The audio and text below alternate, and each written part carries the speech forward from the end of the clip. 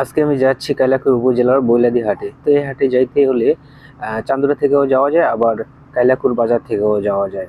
আমি কালিয়াকৈর বাজার থেকে রওনা দিলাম।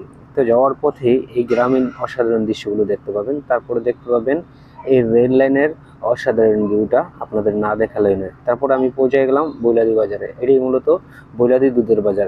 গাজীপুর জেলার ভিতরে এই বৈলাদি বাজার গরুর দুধের জন্য অনেক বিখ্যাত।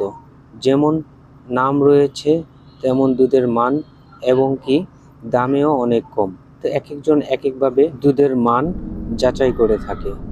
তো আমি মূলত এভাবেই আপনারাও চাইলে এই বাজার থেকে দুধ কিনতে পারেন, দামে কম পাবেন, মানে ভালো পাবেন। তো আমি মূলত এই চাচার কাছ থেকে দুধ নিয়েছি। দাদা 100% গ্যারান্টি দিছে যে দুধ ভালো হলে আয়সা বলার দরকার নেই, খারাপ হলে অবশ্যই আয়সা বলবেন। তো আপনারাও এই চাচারা দেখে রাখেন, এই চাচার থেকে দুধ নেবেন, ঠক